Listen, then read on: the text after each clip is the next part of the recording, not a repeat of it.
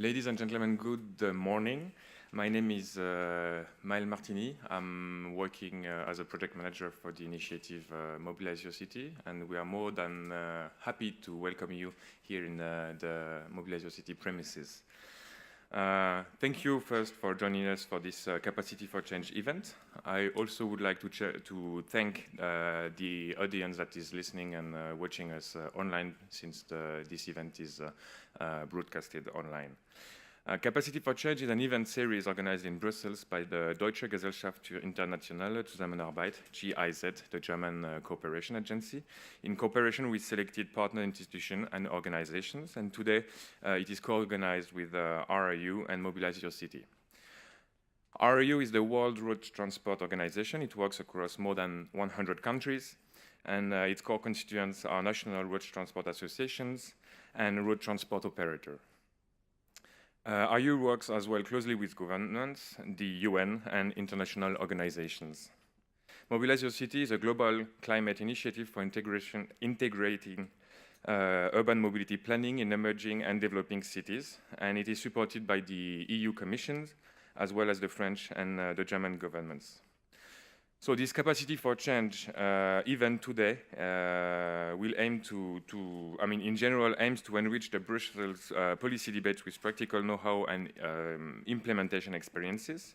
And it features innovating approaches, challenging analysis, interesting publication, and try to provoke ideas. For this session, we are going to focus on urban mobility in emerging and developing economies, and particularly the challenges to improve urban mobility in an inclusive and sustainable way. The event will be designed as follows. After a series of introductory remarks from IRU representatives and Mobilize Your City partners, we will have two presentations, one on Mobilize Your City and the second on IRU. Then we will have a 20 minutes to 25 minutes Q&A session, and finally there will be a concluding remark made by the coordinator of Mobilize Your City Secretariat. Without further ado, I would like to invite our first speaker, Mr. Paolo Ciccarelli, Acting Director of the European Commission for Sustainable Growth and Development at DG and Head of Unit C5, Water Infrastructures, City. Mr. Ciccarelli, the floor is yours. Welcome. Thank you very much, ladies and gentlemen. It's a very great pleasure to be here today to present this event that we call it Urban Mobility in Emerging and Developing Countries. But as you see from behind and from the screen, here we are here to present Mobilize Your City, which is this initiative from some German and French organization, mainly GIZ, AfD, but also others, and the European Commission is also contributing to it. Recently, we approved just a few weeks ago the funding to participate to this very important project. And in order to show the importance of this initiative, I would like to start from the framework in which we put this initiative, which is, of course, as everybody can imagine, is the Agenda 2030, where we have a specific goal on cities and one target on urban mobility. So that is the hook where we start. And then, of course, we have a lot of commitments that follow the Agenda 2030, like the Sendai framework, like the COP21 and then COP22, the commitment on climate changes. Then, of course, we have the Addis Declaration on financing. And in Quito, in October 2016, we had this very important conference for the new urban agenda. And there the Commission, together with all EU member states, has been able to work really actively on this, on the drafting of this new urban agenda, and has been able to include, first of all, the principle of the European Union, which is a human rights-based approach, is a strong, let's say, interest for the gender balance and women empowerment, a focus on the youth, on the job creation, And on top of the principle that we are able to introduce, and of course the strong, I would say, importance of local authorities and civil society in contributing to the new urban agenda, then we have been also able to steer, let's say, the policy of the European Commission addressing the three big pillars of social, economic, and environment dimension, and also associating good governance as a kind of cross-sectoral issue.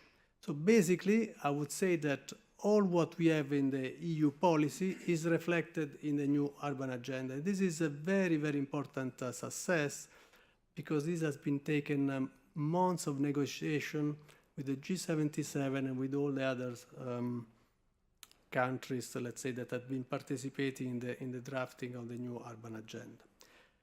Now, how does it fit in Mobilize Your City? Because, as I said, we are now focusing on a specific target of the goal 11. And not only this, because we are also looking very closely to climate change. Now, I have also to say here that in more general terms, the European Commission is also preparing a global answer to the Agenda 2030, and there is now ongoing a proposal from the Commission for a new EU consensus. In this consensus that, as I said, is the global policy of the Commission for the future years arriving to 2030, I would say for the very first time in our general policy for development cooperation, there is really urban development and cities as a kind of important priority. And this will open to us the possibility to allocate it in now, but especially in the future, more substantial contribution in terms of financial and also technical assistance to this important aspect. So I would say that this Mobilize Your City is the entry point of the European Commission to start looking at urban development in general, but in urban mobility in particular. So why we are doing this today? Because we consider that cities are key drivers for development. Cities is where we find the big challenges and where there is a lot about problems in terms of poverty, in terms of mobility, in terms of exclusion. But at the same time, cities is where we have the best opportunity. Because if we make cities working well and managing well, we will have there the possibility to have the real economic growth of the countries, of the developing countries. And we will have the capacity to create jobs. We have the capacity to give an answer to all the young people that is unemployed. So it's there that we have to concentrate our focus. So for this reason, I think that what we are going to do with the Mobilize Your City is very important. This is a program that is mainly about policy. It's about discussing with government on one side and with municipality on the other side to make the right policy framework for introducing good practices for mobility in towns. But then, through another pillars, we will also provide support for concrete projects. And on this one, we will have, of course, in the first line, we will have the KfW, we will have FD, but also all the others European banks that want to participate, and of course the European Investment Bank. And I would like to mention, to conclude my speech, that the European Commission and the European Union are putting in place a strong instrument for this financial support, that is the European Investment Plan. We are discussing how we could also, let's say, address urban mobility in this European Investment Plan, and this will certainly give us, in the near future, the possibility to have not only on one side Mobilize Your City working on the soft component, but we will have also this European Investment Plan to address the need for closing the financial gap that is necessary to address the infrastructure issues in these cities. Thank you very much.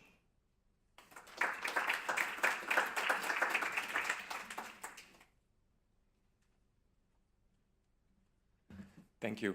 I would like now to call on the floor Mr. Matthias Medge.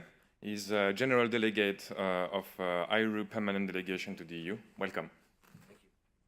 Thank you very much. Good morning, ladies and gentlemen. Actually, before I introduce to our organization a bit more in detail, of course, a warm welcome to all of you. Mr. Cicciarelli, very inspiring introductory remarks. I could not agree more.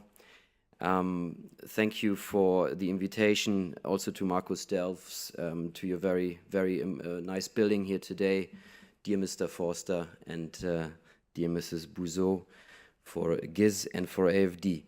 I have actually taken the role as General Delegate this week, and there was many meetings, a very nice cocktail event on Wednesday, and hundreds of meetings, which is why my voice is a bit sore today. I duly apologize for that. But I'm not new to the area. I've worked for nearly a decade in sustainable mobility and also in sustainable urban mobility, and I'm now very, very much looking forward to starting this fruitful collaboration here, speaking on behalf of my team, where I have many colleagues with me today in the audience, and we have Remy Lebeda, who is also here with me in the first row, who will say something later on behalf of the IRU. We have started a very interesting collaboration with this initiative, I think. It's now the first meeting of this kind, together with the Deutsche Gesellschaft für internationale Zusammenarbeit here today. And I'm sure this event will be inspiring us for even further activities. It will lay the foundation for a close and for a long-lasting partnership with and together with the IRU, GIZ, and our other partners to develop sustainable urban mobility. If we do it in Europe, we can't afford to not do it in the rest of the world. We only have one climate, as you pointedly corrected out. The background information of the IRU was given. I would maybe only like to add, through our national organizations and commercial companies and operators that we are representing millions of journeys every day, whether that is in a bus, coach, but also in a taxi or truck. This is the mobility which the IRU stands for, and I'm pretty sure that all of you are using a bus on a daily basis. To us, it is just normal to use a bus. But for many people in the developing regions, this is abnormal or new, or they don't even have the opportunity, and we need to develop sustainable urban mobility to provide economic growth, as you also correctly pointed out, Mr. Cicciarelli. This is exactly our mission as IRU. We promote economic growth, prosperity, and safety through the sustainable mobility of people, and we are actually offering services through our academy to train drivers, to train managers, and we are very much looking forward to bringing our professional experience to this initiative. But our goal is, of course, also to help to work together to develop good policies in Europe and in the rest of the world, by the way. I only have the privilege to lead the permanent delegation to the EU, but we have offices in the entire world. We cooperate with decision makers and encourage public-private partnerships here through our Brussels representation. We want to join forces even more strongly to promote sustainable mobility, of course, in emerging and developing countries, which is key a key priority to the IRU. Given that 90% of global population growth will occur in cities in developing countries, we can't close our eyes in front of the fact that we need soon and quickly collective passenger transport solutions in developing regions. I'm very pleased to have learned from my team that the IRU was very active in this field already since 2009. Correct me if I'm wrong, Remy. You told me about the Smart Move campaign that we have launched back then in many, many regions of the world, and I'm very happy that we now have already a concrete project and activity started in the Eastern African region together with the IRU. We have established several high-level groups and will continue to using those to bring together everyone: politicians, media, road transport companies, manufacturers, suppliers, NGOs, and all experts that have a say. The private road transport sector, ladies and gentlemen, contributes to sustainable development, to economic growth, and we help to fight climate change. And in a moment, just to conclude, you will hear about the integrated approach that we at IRU find will help implementing all these sustainable mobility solutions, and we need to structure and professionalize the road transport industry in emerging economies. Let me highlight that again. Therefore, it's a great honor, also for me personally, in my first week, to have the pleasure to participate in such an important initiative. Let's continue with the good work, and I would like to leave it to my colleague later on to speak more about the IRU and our activities as a global leader in promoting innovative solutions and mobility for all. We are ready to engage closely with you, with GIZ, AFD, and all others. Thank you again for the invitation and the warm welcome. I wish you a very successful and interesting day and debate, which will hopefully lead to many more meetings of this kind. Thank you very much, ladies and gentlemen.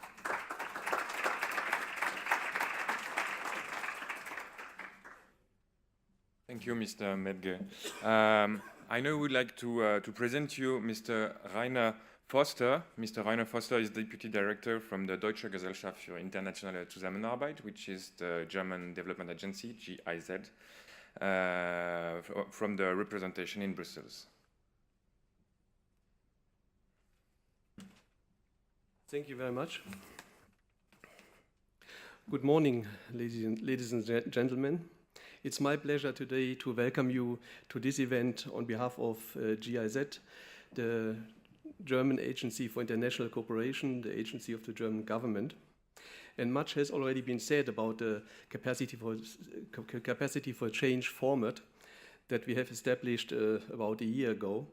So we organize meetings to enrich the Brussels policy debate, share experiences, draw lessons learned, mostly from an implementing perspective, or the perspective of an implementing organization.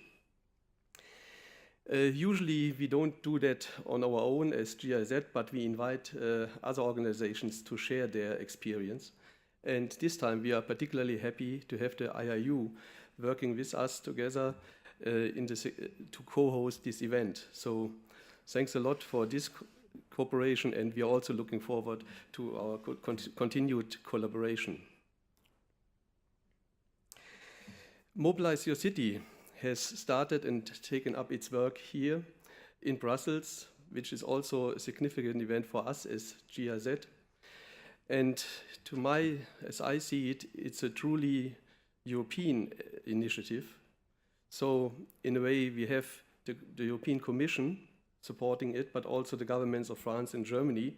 And we have two big implementing partners, implementing organizations, European ones, that are then taking up the work to actually stage this initiative. And we have Agence France de Développement and GIZ joining hands doing so.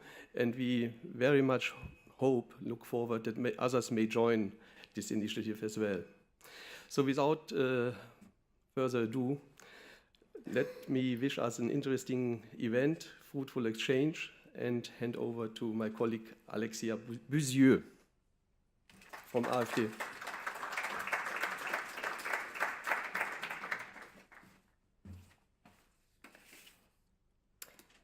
Good morning. So I'm here today on behalf of Jean-François Arnal, who is the representative of AFD here in Brussels. I'm happy to be here and to see that there are that many of us here today to discuss this initiative, Mobilize Your City. AFD is one of the founding members of this initiative, with the support of the French government, especially the French Ministry for Ecology, Sustainable Development and Energy, and the French Facility for Global Environment. This initiative is key to reaching the global goal of ensuring that global temperatures do not rise.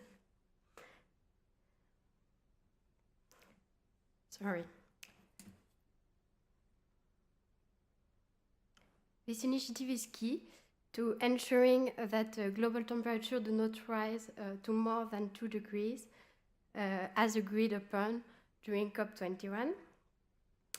And this won't be possible if we don't reduce altogether the greenhouse gases from the urban transport sector. AFD has long experience and expertise in the sustainable urban transport sector. Indeed, between 2009 and 2015, AFD invested around 3.2 billion euro in urban transport projects. And we plan on doing more in the coming years. The wide majority of these projects include climate objectives and have climate impact. AFD is deeply aware that urban transport funding can't be only about infrastructure. As you mentioned, Matthias, we need an integrative approach. And this includes plans for sustainable urban mobility at the level of cities, but also mobility policies at national levels. It's the only way we can together maximize our investments in transport infrastructures. AFD is actively involved in Mobilize Your City for this exact reason. The community of practice we have been developing now together for about 2 years is an efficient tool to support the necessary dialogue on urban mobility practices. The diversity of stakeholders participating in these initiatives and the partnership approach is the real essence of Mobilize Your City. For this, we can only praise the choice of Brussels for the location of the liaison office of Mobilize Your City, where we are so used to collaborating all together on a day-to-day basis with a diversity of partners, including the European institutions, of course. During COP22 in Marrakesh, the initiative entered into its operating phase. AFD already implements programs under Mobilize Your City, included one funded by the European Commission to work together with the city of Kochi, Ahmedabad and Nagpur in India. And this initiative began already in November. AFD also received applications from 22 American cities, which are currently being assessed by Mobilize Your City Secretariat. So to conclude, this initiative is built on strong partnerships with implementing partners, donors, and a network of already about 100 cities. And there is no even an office in Brussels, so we are all ready to kick off. And this starts, first of all, now with the upcoming discussions. Thank you.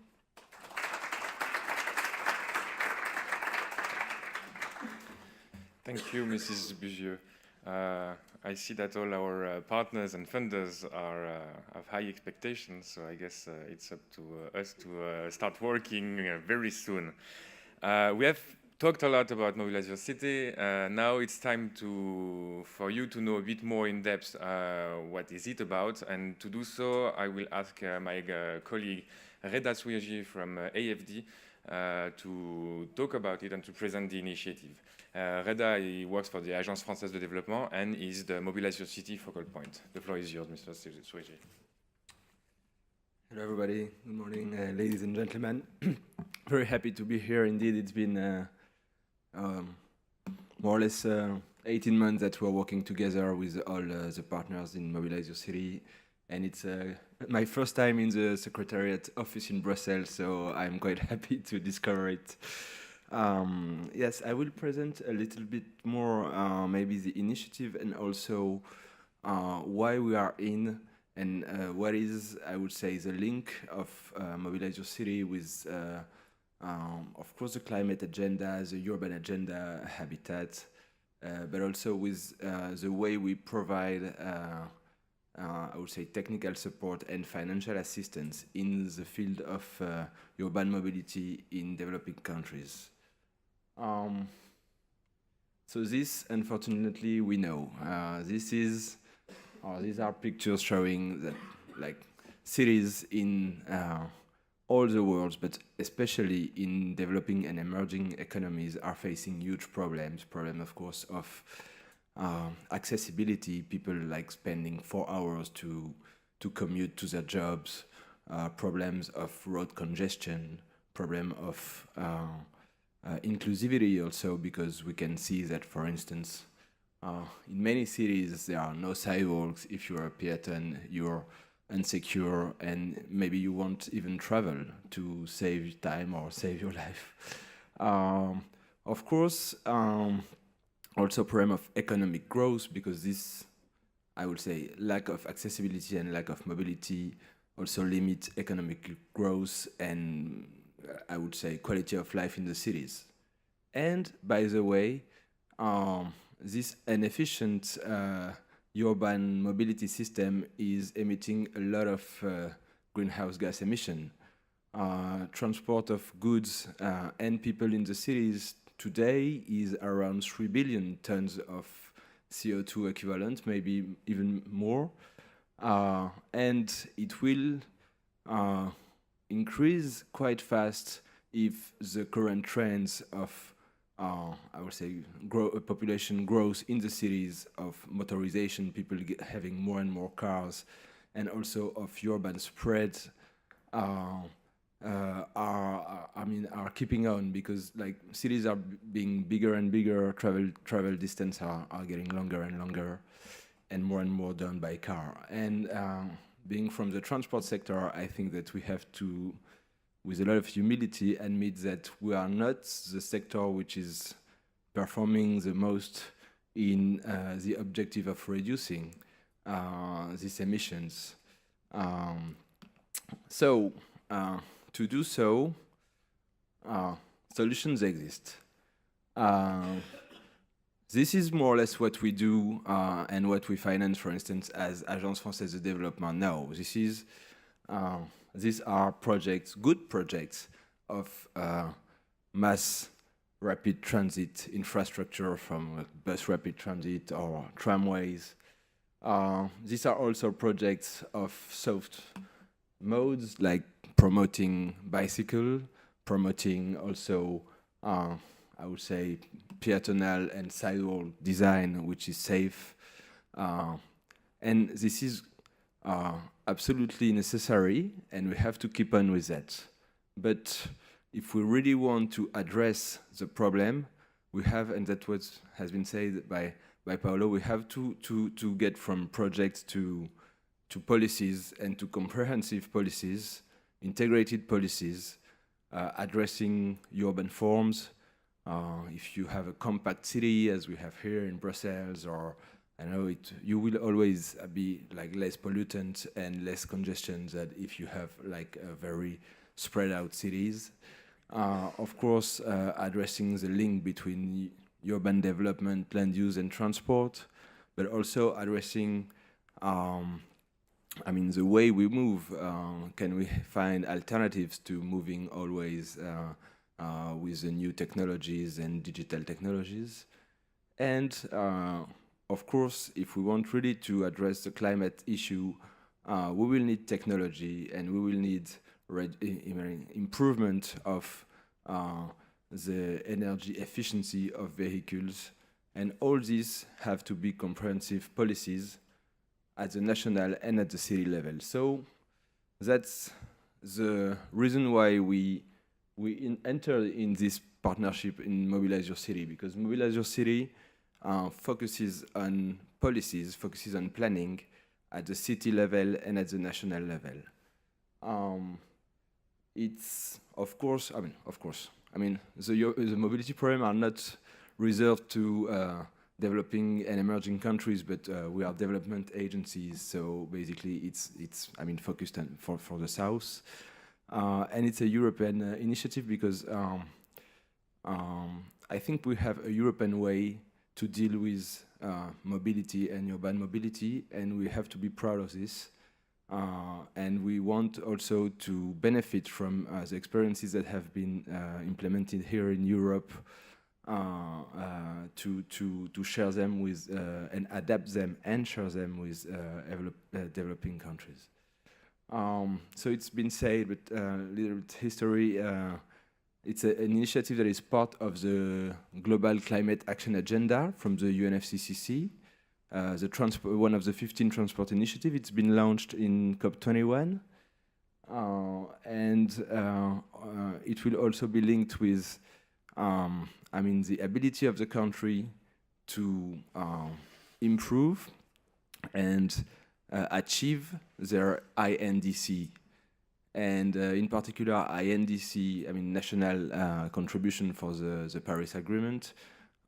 In the field of transport, and especially in the field of urban mobility, are very probably improvable, I would say, for most of them, and especially in the South. And we want this initiative also to be a tool to help national government to reach their ambition about urban mobility, which is sometimes very strong, but not so well expressed. So we have goals. We want, it's a partnership, as I said, and we want 100 cities and 20 national governments to be partners, beneficiating from MYC support from 2020. By the way, we already received more or less like 50 applications from cities. Not all of them will probably are totally mature, but we are really happy to say that when we go in our country of intervention and we present Mobilize Your City to our partners, there is a real interest. So what provides Mobilize Your City? As I said, we think that policies and planning are necessary to scale up the ambition and the sustainability and the impacts of urban mobility projects. So the idea is to provide sustainable urban mobility plans. These are planning at the level of, I would say, the city or the urban area, more exactly. And this is a tool which is quite well known in Europe. It's been more or less invented by the UK, maybe a little also France, like 30 years ago, and it's been, with the help of the European Commission, generalized to the whole Europe. But this planning tool is not properly it's not really implemented in many countries in the world, and we want to provide assistance to develop these plans, but we want these plans to be I would say, political tools reflecting shared ambition. This means that, of course, you have to do the planning, you have to do the diagnosis, you have to do scenarios, pick the right one, and so on. But we want these plans to be participative. We want these plans to be with a climate objective. We want a system, we want this plan to plan also a system, MRV system, to monitor what are the impacts in terms of mobility improvement and in terms of climate. And we want these plans also to be realistic and addressing the issue of funding and financing schemes. This is very important, and these are, I would say, the really big issue in the way we are designing the support with our partner countries and cities. We want also to address the national levels through national policies, because national governments, they have huge leverage to improve mobility policies even at the local level. First, they have the leverage of the law. Many times you try to implement like a real sound policy at the city level, and you are confronted to a legislative framework which is not adapted. They also have the leverage, of course, of the taxes, and I would say funding and financing opportunities. But they also have leverage, for instance, about regulation. If we think about private vehicle, if you want to reduce or improve the standards of private vehicles in the city, this is most of the time done at the national level. If you want to develop an electric mobility policy, it's a huge investment, and it has to be dealt at the national level. And the third pillar of MobiliseYourCity is capacity building.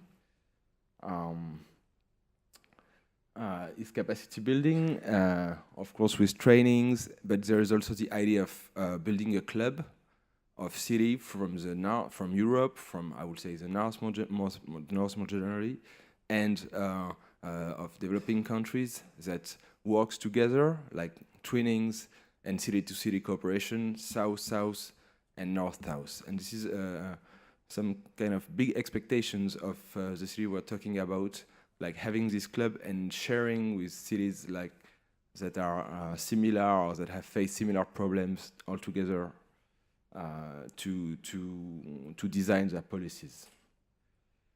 About the SUM process, I will just say that Sustainable Urban Mobility Plans, it's like I would say a regular process, just to keep in mind that the implementation of or the elaboration of such a plan is a 18 months to 2-year process. So it's not a one shot. It's a support that is in a 2-year period, and depending on the needs of the city, we will provide assistance, which might be more or less a light assistance through mentoring, through coaching, or I would say more full-scale support, even financing, consultancy, financing, capacity development, financing, even surveys or data collection or modeling and things like that. We design modules, so I will not develop too much on that, but we design modules, we designed typical terms of reference, also sharing with our partners from the south about their needs. And we want to have like a toolbox to provide this support, and of course this toolbox is to be adapted, is to be, really tailor-made. The tools are to be tailor-made for each need and each city. About capacity building, what will provide MYC? It will provide a community of practice among cities, among countries that are involved in the initiative. It will also provide trainings, workshops at the local, at the city level, at the national level, but also at regional or international levels. This exchange platform online, but also with common events and things like that. Webinars, trainings, and also we will design capacity building programs at the level of one country. For instance, by now we are designing a capacity development program in Morocco. A lot have been done in Morocco for capacity development in this field, and they want to go further to address the climate issue, to address the private vehicle issue, to address many things, and we are designing with them such a program. So now I will talk a little bit about the link between MYC and investments and financial assistance, which is key, I think, for many development agencies, and in particular for AFD, as we are a development bank, and this is our job to finance projects. So first, the first idea when we get in MYC was we need a tool to secure good projects and to create pipeline, and that's the first idea, because with designing, improved planning will offer opportunity first in terms of scaling up impacts. We have to admit that when we finance today be a bus rapid transit, a metro, and so on, the impact in terms of sustainable developments and in terms of climate, they are, I will say, substantial, but they are not at the scale of the problem. Like you can, for instance, avoid maybe 50,000 tons a year of CO2, when in the city you emit 10 million. And we know that with good policy, we can avoid like maybe 30, 40, or even 50% of the total, but only implementing mass transit, you don't reach that. You need integrated approach and you need planning. So we say that, okay, we do this metro project, but we also do MYC, and at the next time, we have a comprehensive program to finance, and we also, upscale the impact of our current project. So that would be, I would say, the first link. Of course,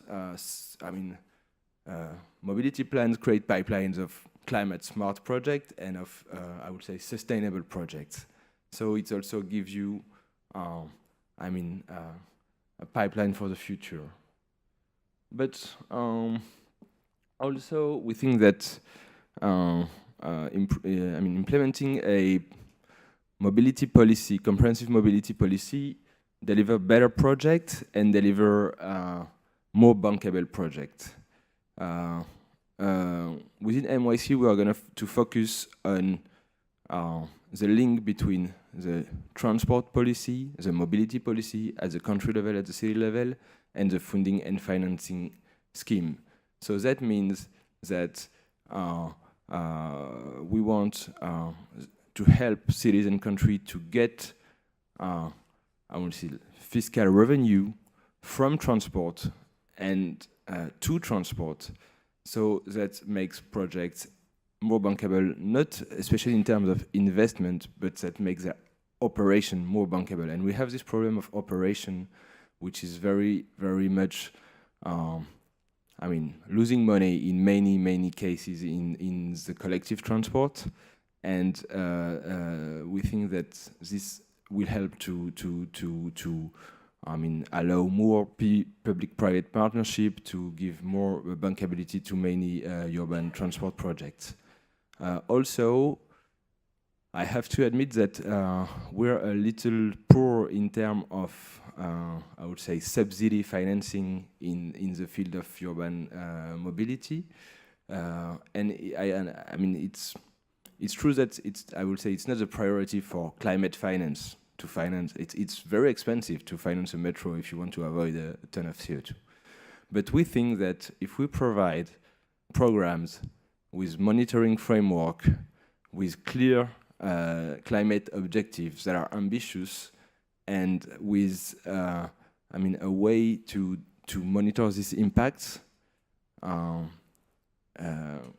we can go and involve, deeply and deeper, at least the climate finance tools, being the green climate funds, but also being green bonds and things like that in the field of urban mobility. And that's also another objective of MYC for us. And then I would say, particularly in emerging economies, our ambition within 2 years is to finance, I would say, programs that are not projects of mass transit, but that are programs that are based on the output of the mobility plan. You have this mobility plan, you have a sound, objective, and evaluation of impacts. You have a priority investment program of 5 years. And you have also a system to monitor your impact. So let's go. We finance not this project, but we finance your city, or we finance this program on a program-based loan, or even on an output-based loan. As it's been designed with MYC support, we are confident that we are making good financing. And that, I think, is a real way to scale up our financing, and also to be sure that they are focused on objective of sustainability and also an objective of climate, more than on a logic of pure infrastructure. So that's also, I mean, we will keep on financing metros, BRT, LRT, and so on. We will keep on financing roads, financing urban roads when they are needed. But this is also what we intend to do. And I will not develop more than that. Just to say that MYC is not yet a big apple. It's still waiting for other partners. We have three kind of partners. Of course, the beneficiary. These are the cities and countries that we are providing support to. Of course, the contributing. These are donors, like the French and German government and the European Union, and other, I hope, soon. And we also have knowledge and networking partners, which are, like, I would say, the sustainable urban mobility environments that we want to engage with MYC to develop common framework, common initiative, common actions, even if there is, I would say, no financial, I mean, they are not donor and they are not beneficiary, but we are going together. Thank you very much.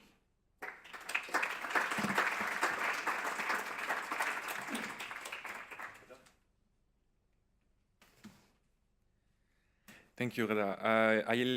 I now would like to invite Mr. Rémi Lebeda from IRU to present collective passenger transport as crucial component of sustainable urban mobility concepts. Mr. Lebeda, the floor is yours. Thank you. Good afternoon to all. I would like to thank first GIZ and the Mobilize Your City initiative for the very good cooperation in organizing this event. I must say that Reda's presentation was actually very inspiring. I believe there is a lot of potential for us to contribute to the initiative and to establish synergies between our two programs. I believe really we can be the private in future public-private partnerships. And I don't think I'm breaking any secret in saying that, yeah, we are currently preparing our application to become a knowledge partner to the initiative. So I'll start with what IRU stands for. We are the organization representing passenger transport by road, whether we're talking school transport, tourism, urban, or more long-distance transport by road. And we do that globally. We are present in approximately 100 countries around the world. That has been mentioned several times already. The global context we are working in. There's a strong need for first development and also sustainable mobility. So how do we, as the IRU and the industry we represent, how do we contribute to these objectives, development, sustainable mobility? Our answer is really the use of bus and coach transport. I'm sure you've seen that picture in one way or another before. It speaks really 1,000 words. A few words on bus and coach transport itself, its performance, a few figures. Since the 90s, in terms of pollutant emissions, let's say the average fleet has reduced its pollution by 90%. In terms of CO2, they are clearly more, these vehicles are clearly more efficient than private cars, and the technology is actually evolving at the same pace as for smaller vehicles. So we are looking at a very bright future with a bunch of alternatives to diesel and gasoline. When a city, a region develops its bus system, that's clearly at the lowest financial and operational risk for local authorities. It stimulates local entrepreneurship and really even for me personally, the real difference maker is the impact on congestion. I see that every morning, and every morning when I take my car, I'm more and more convinced that congestion is really the problem number one and the worst enemy of both sustainable mobility and development. So what's our approach in emerging and developing economies to favor, let's say, the use of bus and coach transport? Well, we have, let's say, three main pillars. First, what we have called our high-level groups. We have been active most recently in India and in East Africa. What we do is that we go to these regions, we try to identify the main stakeholders there, public authorities, NGOs, private stakeholders. We identify them, we put them together, and we first facilitate dialogue. We try to identify what are the main mobility issues in a given region. And we also, because this is our job, we try to facilitate the emergence of a professional, let's say, road mobility service industry. We have been active in Europe, in India. We have just started in the East African community. And we are looking in the more or less near future at South America and Southeast Asia. The second pillar of our approach is reform of the road transport legislation. We make, let's say, recommendations to national governments on how to organize and professionalize the road transport industry. More recently, we have done that together with the World Bank. We have worked on this road transport services reform, more specifically based on freight transport, but most of the lessons really are also applicable to the passenger transport industry. Within our high-level groups, we have done such recommendations to the governments in India, as you can see, and also in the CIS region, so the Community of Independent States. I'll use the example of our IRU World Bank Guide for Policymakers and Practitioners. This book, this actually recommendations to governments, it's based on 5 pillars. First, market structure. We propose reforms of market structures, whether the current market is characterized by a total absence of regulation or restrictions to the access to the market. The second pillar is the professionalization of the industry. We favor the emergence of a legal status of transport operator, and we also provide support to, let's say, one-man, one-vehicle operations. The third one, driver training, very important. I'll get back to that in a minute. Fourth item, the vehicles. We propose legislative reforms on fleet renewal and the mechanisms to get there. Technical standards, instruments to encourage the purchase of new vehicles. The fifth aspect, externalities. Basically, we provide recommendations on how to incentivize efficiency of the fleets. As I said, this is an instrument we have developed with the World Bank. It has, let's say, a global reach, this document, but as I showed you before, we also have more national and regional same kind of documents that we have developed together with the local stakeholders within our high-level groups and all the local actors, NGOs, private and public. Again, these high-level groups, I'll give you quickly the experience we have had first in India and then the work we have started in the East African community. In India, we have been active for a little bit more than a year now, and what has been our experience? What we have seen there is really an increase in the urbanization of the country. A few figures there, 53 cities, over 1 million population. At the same time, I mean, as a result of that, a lot of congestion. And again, congestion, we have, let's say, had that experience that this is really the mobility problem #1 that needs to be tackled. So we saw urbanization, congestion, and let's say a record low of the use of bus transport. That has been our experience. So we have worked for more than a year together with all these partners, public, private, NGOs again, and we have developed a vision together on how to get to, let's say, sustainable, efficient bus system and how to reform the bus system there. The approach was based on 2 key objectives: capacity building, both for the operators and also for the authorities. And the second aspect was on tapping the potential of technology there, mapping informal routes, the planning, potential apps that people can use. Second example, more recent, the East African community. We have started very recently there, together with GIZ, who is a member of this high-level group. And the group has already set its objectives there. First, and I think we cannot escape this one, capacity building, again, for operators and authorities.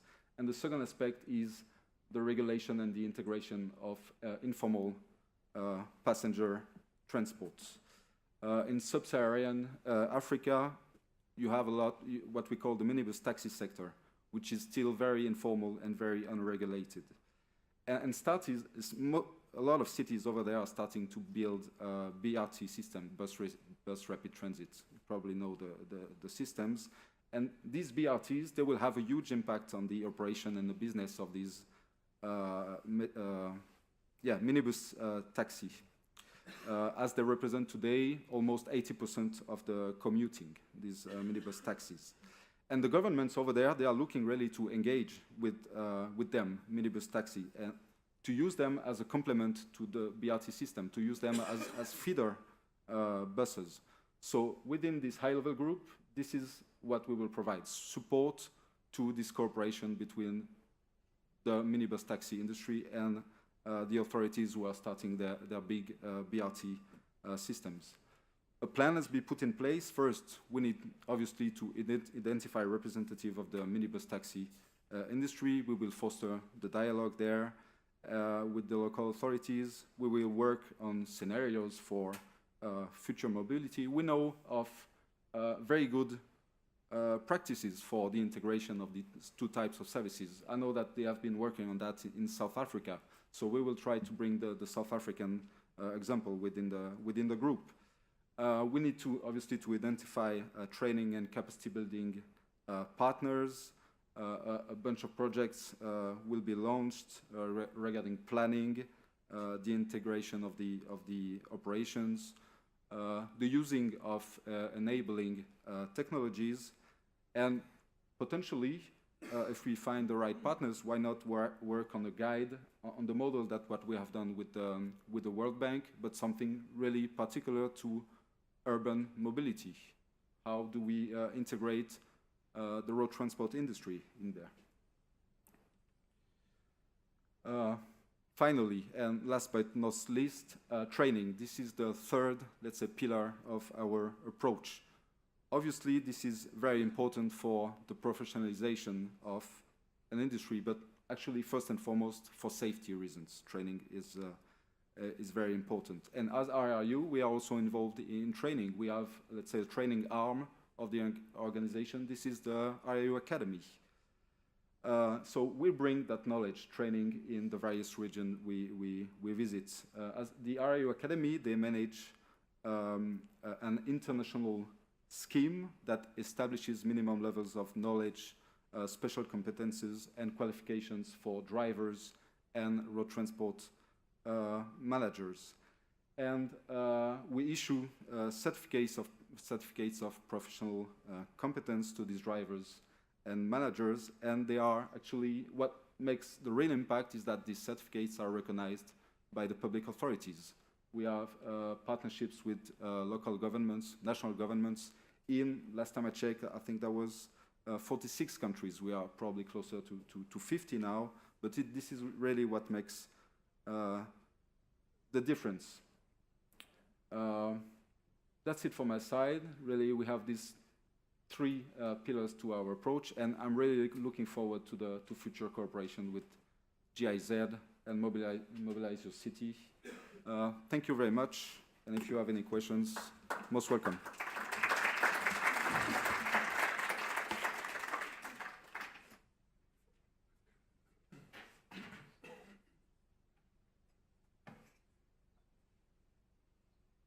Thank you very much.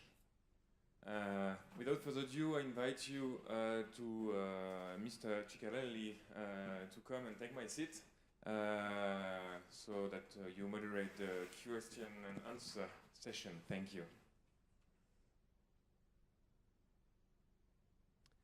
Yes.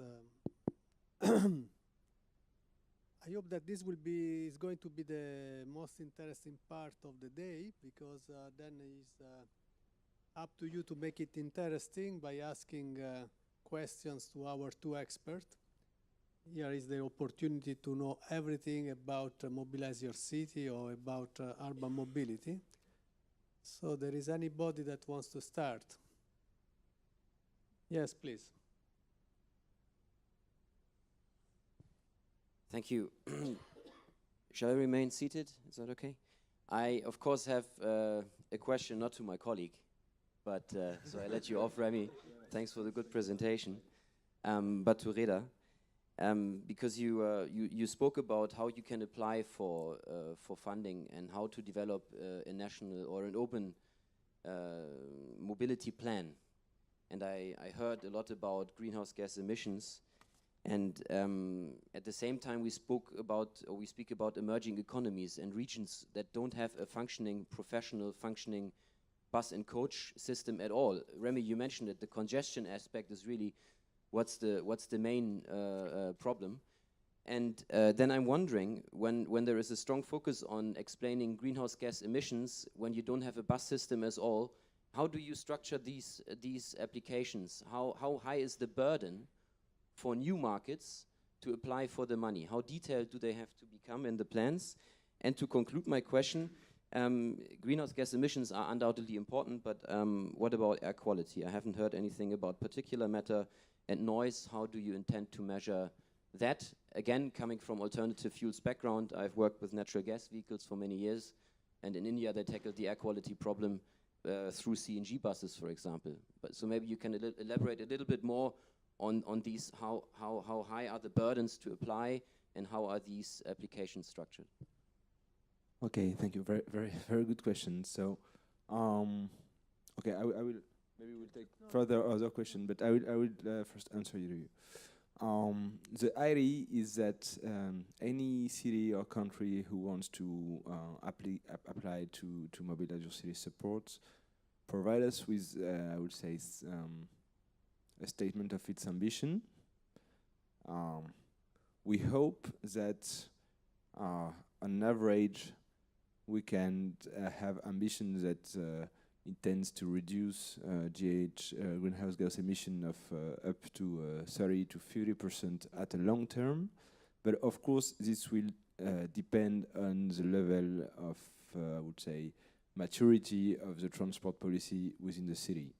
So it's not like purely necessary for, in particular for city of developing economies that are not, I mean, it's evident that the greenhouse gas problem is not their first priority, and even that they are not emitting a lot. Their first priority is very often to structure an offer, collective offer, to deal with the problem of congestion, which is even in low revenue countries is getting really increasing fast. To professionalize the sector, and I think on this, what you presented on, I mean, training of bus drivers, of paratransit drivers, I mean, informal bus drivers, is really key to structure that, to organize, to design bus roads that are really serving the cities and that are well structured, that will be the first priority. And of course, I would say the process of planning and then of investing to implement this plan is incremental. You will have a first plan, for instance, for 10 years, and you will focus on that. Then you might have a second plan, and you will focus on maybe starting with your first maybe mass transit infrastructure, like a bus rapid transit and something like that. And then you might have another plan, and then you will have really like a more comprehensive approach, but it's built over time. And that's the approach we have, and actually we have design tools that are differentiate for, I would say, level of maturity of this policy. And we think that it will also allow us to focus financing on things that are not only infrastructure projects. Because if you have sound planning, even if it's, I would say, at a low level of infrastructure, it still has costs. Soft measures, trainings, professionalization, also buying buses. And this can also be financed through then financial assistance, but like we being sure that you have like a sound approach and a clear objective. Because I have to admit that, for instance, I've faced many times governments that have built buses, and what you're going to do with these buses, and they don't even know.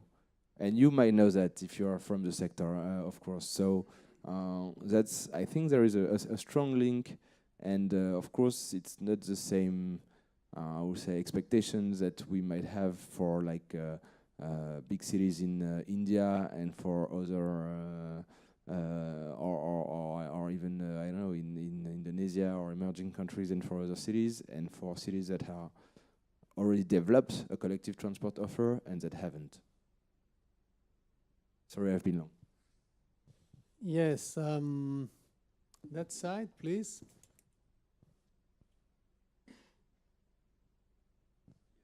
Hi, good morning. My name is Jürgen Kettner. I'm also from the European Commission. I have basically two questions, if I'm allowed to ask. Yeah, you are. Yeah, thank you so much. My question number one is related to more the big picture about complementarity and coherence. And my second question is related to investment. Through the excellent presentations, coming to my first questions, I think we got a good overview about what is Mobilize Your City about. But we know that Mobilize Your City is not operating, you know, in its own universe. We have different initiatives which are ongoing and which are on the rollout. For instance, I take the Covenant of Mayors and its rollout in Sub-Saharan Africa, for instance. I would like to know how Mobilize Your City ensures within their coordination and steering, you know, the coherence and complementarity of methodologies and other things with other key initiatives ongoing in the urban domain. That's the first one. And the second one, I think you explained nicely the issue of stimulating dialogue for investment. But one of the biggest partners for investment is, from my perspective, the private sector. And could you elaborate a bit more how you intend, or how Mobilize Your City intends to bring the private sector in? Would there be specific platforms, for instance, you know, which try to foster a dialogue between private sector and funding partners, local governance, and so on? So thank you for probably answering two questions, and yeah. Yes, and on the second question, I would like also to have your opinion, because I think that you are basically a key organization in contributing to a possible platform. Thank you. First question about coherence with other initiatives at steering and methodology level. I think these are the two levels that we have to deal with. First, steering. I mean, we know that like there is many initiatives that are from the cities, particularly city networks, Covenant of Mayors, to I would say take involvement for their policies and for the greenhouse gas reduction emission, but not only, and also to collaborate among them. We are in contact with a lot of city networks. We are, of course, in contact with DEFCO units that are also promoting the development of the Covenant of Mayors among abroad and on other continents than Europe. I think that Mobilize Your City is focused on a sector which is urban mobility, and it has, at the end of the day, to provide tools that can offer a declination of a political objective. For instance, the political objective is like for cities of the Covenant of Mayors to reduce their greenhouse gas emission, to improve the livability of city, to have an equilibrated urban development and things like that. But we intend to provide like some sectoral solution in the field of urban mobility to these involvements.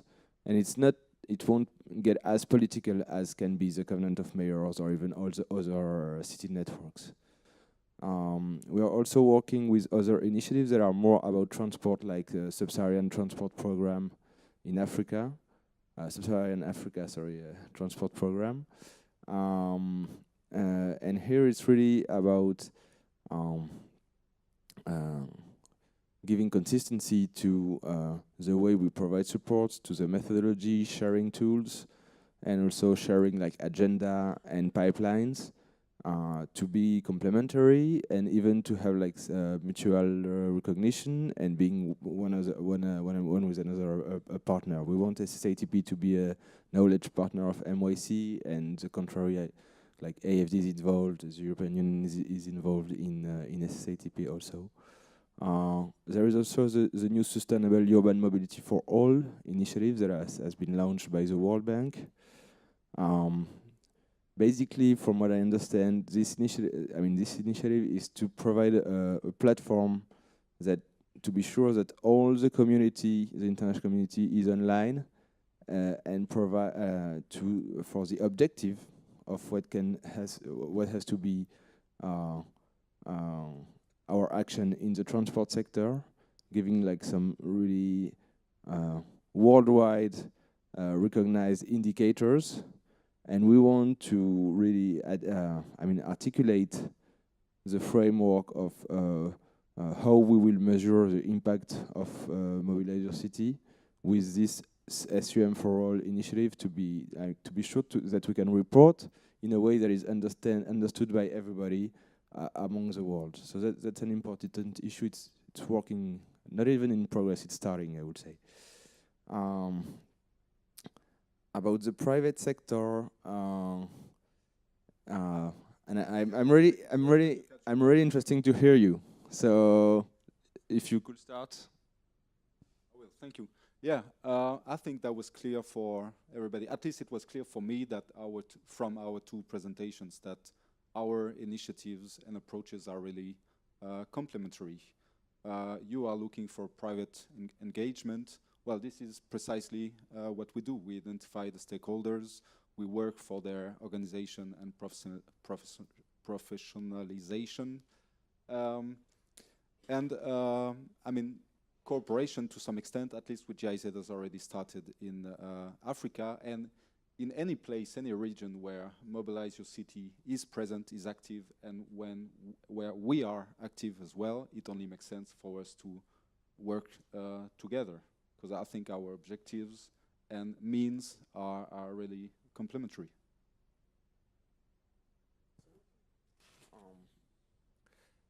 Yes, maybe to first, just to be clear, we don't want like private profitable company to be partners of MYC. We don't want MYC to be supported by Renault Trucks, Alstom, Siemens, whoever you might imagine in the sector. But we really want first like representative organization to be part, and also we think that we have to focus on funding and financing schemes in link with institutional arrangements that allow to budget and to finance the cost of operating the transport modes in the cities. And that will help the private sector to be involved and to invest. Because now we have, I mean, in many cases we have like a lack of covered. The operation costs are not covered as much as they should, and this is stopping investment and further investment. So we think that this is an option, and we also really want to focus on buses because we think that buses is a large part of the solution. Regular buses, mini buses, with new technologies, and I think that huge investment can come also from in digital mobility, even in the south in the next years, and in link with bus operation or taxi operation or VTC or Uberization to be, and we think that there is a huge opportunity for the countries in the south in this, and that will lead to investment from the private sector. So we had also already here one question. Hello, my name is Sarah Rüffler from Berlin-based consultancy Climate of Change. I used to be stuck in traffic in Algiers, where I used to work with German Development Corporation on the national climate change strategy. And now I will soon have the pleasure to go back as an independent consultant and help the transport sector to integrate environmental and climate issues in the national transport strategy. I was wondering whether this kind of already ongoing projects will be a project financed by the Belgian Cooperation Agency. What would be the modalities of potential cooperation? And also I would be interested in knowing whether you have particular experience in mainstreaming these kind of issues in existing policies. Thank you. For Marcus, he has a mic already. Well, yeah, then let me answer directly here as coordinator here of the Secretariat in Brussels of MobiliseYourCity. Yes, and indeed, we base our activities in MobiliseYourCity on various funding streams and also various implementing partners. So it's not just on one project arising, the activities from MobiliseYourCity arising of one project, but we really try to connect with other implementing agencies. So the Belgian cooperation might be also a suitable cooperation partner. And we basically are open to engage into a discussion where basically all our implementing partners play a role in that joint initiative MobiliseYourCity. So there is a bit of formalization process. So maybe we can go into the details later. Any other questions? Oleg?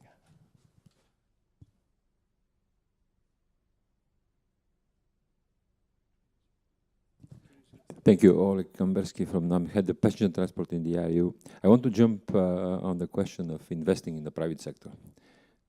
Because in emerging economies, in developing countries, and taking the example of renewing the fleet. Because if you take now, governments want to renew the fleets. Operators want to run efficient new vehicles. Banks, international development banks, they are ready to finance these kind of things. And yet, the money doesn't flow into this innovation of renewal of the fleet. Why? Because the risk is too high. The risk is too high that they cannot, the manufacturers, if they want to sell, they don't know if they will, make a profit. But everybody wants. Everybody wants. And I think for us, this is a question of reducing in some important way the risk by injecting credibility into the scheme of these four main partners: operators, governments, international banks, and manufacturers that want to sell. And how we do that? It is not here a question of money at the moment. The money is there. People are available to invest if they can take a reasonable level of profit. And that's why we are thinking ourselves, and we haven't seen, we have seen plans of the World Bank how to renew the fleet, and none of them addresses the issue of creating a structure where the credibility and the trust of the partners, these 4 partners, will be enhanced. For instance, governments are ready to provide guarantees, but they don't know how to identify the good companies to invest. The manufacturers are ready to go there, but they don't know that governments are ready to provide guarantee funds. Like in Ivory Coast, they have like a huge program, but manufacturers don't know about it. And here it goes through possibly these kind of projects to create a model scheme of partnership between these 4, where they can, the interests of all these 4 will be guaranteed. Linking to the capacity building here now, what you mentioned. Capacity building, of course, when you say capacity building, I think you always mean capacity building of authorities, mainly. And I think when we say think capacity building, and I'm linking to the first point, is capacity building of the trade, of the business. Creating, for instance, a representative organization of the road transport business, because they do not exist there, which will be channeling, for instance, this kind of trust. They will identify the good companies. They know them. They can create guarantees behind them so that they can participate in this scheme of renewing the fleet. So capacity building for us means training, but also establishing credible trade associations in the region that can be partners of the governments and the banks. And the third issue I want to mention is, and the more you were into your presentation, the more I was really enjoying it, because at the end of the day, your presentation was, and Remy mentioned it, it's not complementary, it's going exactly in the same direction as we are going, and yet we are going separate. You are going from projects to policy making, and we are doing now policy making within the high-level groups. These are public-private. What you saw in the slide, when you saw the composition of the 2 that Remy presented, normally in a high-level group you have around between 20 and 30 stakeholders. The key. This is the government, and sometimes the governments, the regional governments, sometimes city authorities, the research community, the NGOs, the business, private business. And these are developing, actually they are assessing the current barriers to develop sustainable transport policies, and they make recommendations exactly in the way you are actually suggesting. And I think instead of us just investing a couple of dozens of thousands into a high-level group and obtaining the results for a couple of dozens of thousands, it could be multiplied by the participation of GIZ and the ADB and Mobilize Your Cities, and then we triple or quadruple or increase the funding of these kind of groups, which will then give you practically ready-made projects, ready-made proposals for bankable projects. Thank you. Yes, I think that more than a question was, I would say, some kind of complementary contribution from the floor, I would call it. If there is no other question, I think I should close it here by 1:30, unless you tell me that. Can we take a last one? Or? Okay, please. Can you give the micro to? Okay.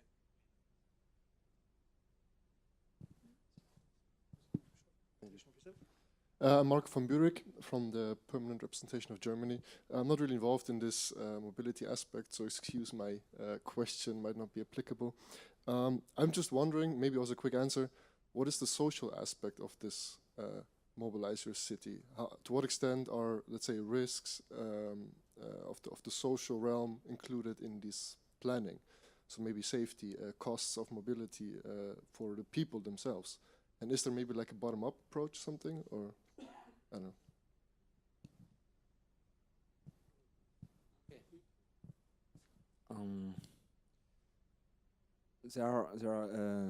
I mean, we think that the objective of mobility policy at the city, and especially at the city level, there has to be social objectives. For instance, I would say inclusiveness or inclusivity, I don't know actually, but I mean serving the whole area, including lagging areas in the city. Then you have to address the issue of the budget of transport for the households. In many countries, transport is a huge budget for households, up to 15, 20 to 25% just for commuting. And it should be an objective. Or it might be an objective of the policy at the city level or at the national level to reduce it. And then you have also huge, aside from I will say social objectives. Another one is I would say improving livability, air quality.